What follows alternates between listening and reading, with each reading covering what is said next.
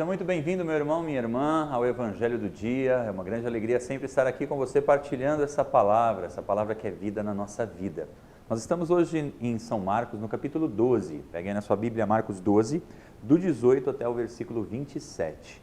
Essa vai ser a nossa meditação. Vamos ler juntos e deixar que essa palavra caia em nossos corações.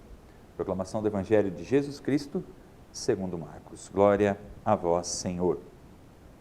Uns saduceus, os quais dizem não existir a ressurreição, aproximaram-se de Jesus e lhe perguntaram: Mestre, Moisés deixou-nos escrito: se alguém tiver um irmão e este morrer, deixando a mulher sem filhos, ele deve casar-se com a mulher para dar descendência ao seu irmão. Havia 7 irmãos. O mais velho casou-se com a mulher e morreu sem deixar descendência. O segundo então casou-se com ela e igualmente morreu sem deixar descendência. A mesma coisa aconteceu com o terceiro, e nenhum dos 7 irmãos deixou descendência.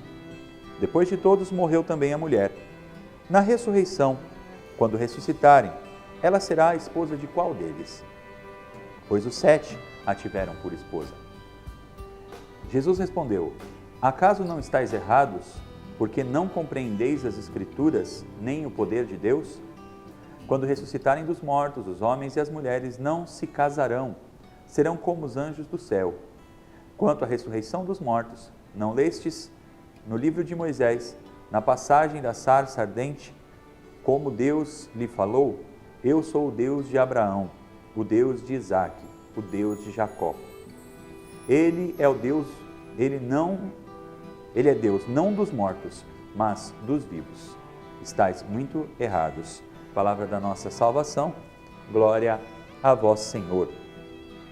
Hoje nós temos essa discussão então com os saduceus, Jesus trazendo essa discussão com os saduceus a respeito da ressurreição. Como a própria palavra de Deus diz, esse era um grupo que não acreditava, na verdade, na possibilidade da ressurreição, e Jesus começa a tratar a respeito disso. O ponto mais importante, o ponto-chave desse evangelho, é esse último versículo: Ele é Deus não dos mortos, mas de vivos. Estais muito errados. Aqui ele dá o exemplo antes, o Deus de Abraão, o Deus de Jacó.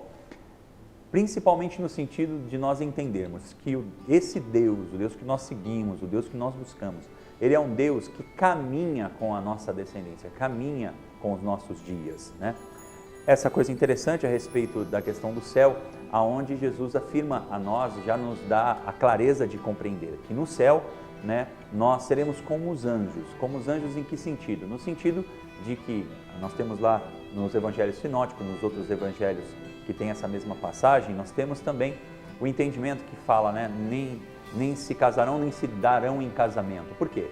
Porque no céu, como os anjos, nós estaremos na presença do Senhor, diante do trono do Senhor, adorando a presença do Senhor, assim como os anjos, E os nossos relacionamentos, eles já não vão ser mais de marido, de esposa, Nós teremos diante do Cordeiro aquilo que o Cordeiro é como expressão, ou seja, nós teremos aquela vivência consagrada, aquela vivência integral na presença de Deus, Nós teremos esse espelho de Jesus na presença de Deus, adorando constantemente a presença de Deus, Para nós, por exemplo, hoje em dia, nós sabemos que os irmãos celibatários, as irmãs celibatárias, os sacerdotes, essas pessoas que renunciam ao casamento, à sua vocação natural, para viver essa vocação sobrenatural. Elas são o quê? Elas são esse anúncio para nós, essa prefiguração daquilo que nós seremos no céu, Então eu, você, todos nós somos casados, ou aqueles que têm a vocação ao matrimônio, quando estivermos no céu, viveremos dessa forma, viveremos nessa forma de celibato, porque também já não vai mais se chamar assim, afinal de contas, lá o nosso grande chamado é a plenitude, a plenitude da eternidade diante do trono de Deus, Eu gosto sempre de dar esse exemplo quando falo disso, porque o Padre Antonello uma vez nos testemunhou a respeito disso, e acho que é um testemunho muito bonito, que vale a pena nós entendermos. O pai e a mãe dele, do Padre Antonello, ele tinha vários irmãos, ele tem vários irmãos, e num determinado ponto da vida, já na tenra idade, entrando na terceira idade, o pai e a mãe dele fizeram uma escolha juntos, Depois que já se passou a menopausa, todos os tempos da mulher, no caso do homem também, do marido, né? Ou seja, depois que a natureza já não colabora mais para uma vivência de uma relação sexual e tudo isso, certo dia o Padre Antonello convidou a sua mãe a viverem a partir dali como irmãos, e assim eles viveram como irmãos até o final da vida, né? Eram marido e mulher, claramente, né? Mas ao invés de continuarem tendo uma vivência conjugal, até porque a própria idade, a saúde já não permitia mais, eles partiram a viver como irmãos, né? Então, essa é uma visão muito bonita que nós podemos alimentar dentro da nossa vida, entendendo, porque o nosso caminho é esse, né? Nós nascemos, temos essa vocação natural ao matrimônio, que o homem tem de buscar, de ter a esposa tem de buscar o seu marido, essa vocação natural, todo ser humano tem esse chamado, tem essa tendência, e alguns renunciam a ela para viver essa realidade do celibato, que é essa prefiguração daquilo que nós seremos no céu, né?